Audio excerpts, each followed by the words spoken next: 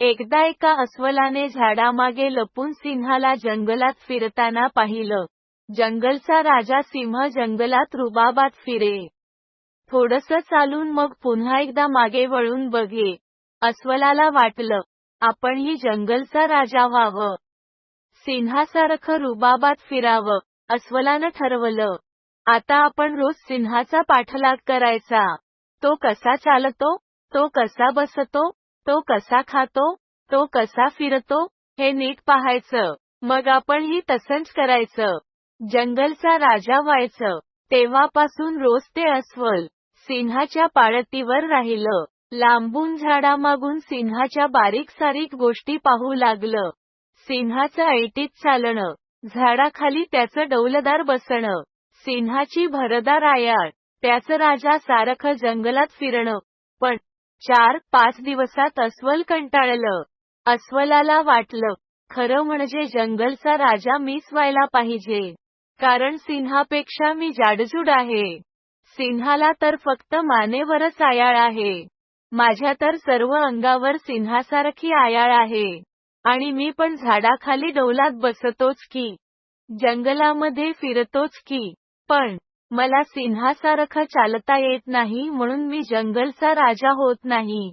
मी सरळ चालतना मागे वळून पाहत नाही म्हणून जंगलचा राजा होत नाही. बस, आता ठरलं तर आजपासून चालताना मध्ये मध्ये मागे वळून पाहायचं आणि जंगलचा राजा व्हायचं. त्या दिवसापासून ते अस्वल चालताना मागे वळून पाहू लागलं. आपण चालताना मागे वळून पाहतो, हे इतर प्राणी पाहतात की नाही, हे पण पाहू लागलं. मी किती जाडजूड आहे पहा. माझी अंगभर आयाळ पहा. माझं रुबाबदार चालणं पहा. आता तरी मला राजा म्हणा, असं भेटेल त्या प्राण्यांना सांगू लागलं. पण तरीही जंगलातले छोटे मोठे प्राणी त्याला राजा म्हणेनात. अस्वलाच्या पाठी हेच प्राणी ख्वॅ ख्वॅ, फॅक्वॅक फॅक्वॅक करून हसायचे. शेपट्या हलवून, तोंड वाकडी करून त्याला चिडवायचे. अस्वल वैतागलं. भलतंच चिडलं. चराचरा केस खाजवत, करा दात चावू लागलं. अस्वलाने ठरवलं, आजच काय तो फैसला करू. जंगलातल्या या चुटूक पुटूक प्राण्यांच्या नादी लागण्यात काही अर्थ नाही. आपला रुबाब, आपली चाल त्या सिंहालाच दाखवू. सिंहाशीच सरळ सरळ पंगा घेऊ. माझी राजेशाही चाल पाहताच सिंह आपोआपच मान खाली घालून जंगलातून निघून जाईल. मग या जंगलचा मीच राजा होईन. अस्वल जे घरातून उठलं ते तरात्रा सिंहासमोरच गेलं. सिंह झाडाखाली सुस्तावला होता. अस्वल सिंहाच्या सरळ समोर जाऊन उभं राहिलं. सिंहाने शेपटी उडवत अंगावरच्या माशा हाकलल्या. मान वाकडी करत डाव्या पायाने आयाळ खाजवली. अस्वल सिंहासमोरच सिंहासारखं चाललं. म्हणजे थोडंसं चालून त्याने पुन्हा पुन्हा मागे वळून पाहिलं. चालताना सिंहासारखं ऐटीत चालण्याचा प्रयत्न केला.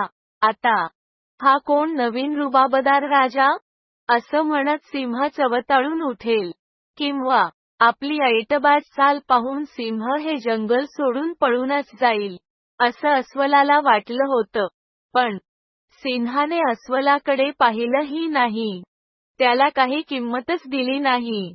सिंह आपल्याच मस्तीत होता. सिंह आरामात शेपटी उडवत माशा हाकलवत होता.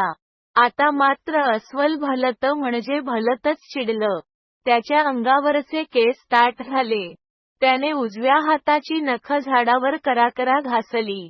अस्वलाने ठरवलं, आता आपण सिंहापेक्षा वरचढ व्हायचंच. राजा सिंह सरळ चालताना मध्ये मध्ये मागे वळून पाहतो. ठीक आहे, पण आपण आता मागे मागे बघतच सरळ चालायचं आणि जंगलचा राजा व्हायचं. अस्वल मागे मागे पाहत पुढे चालू लागलं. राजा होईन म्हणता म्हणता सरळ खड्यात पडलं. माहिती संकलन, प्राची तुंगार.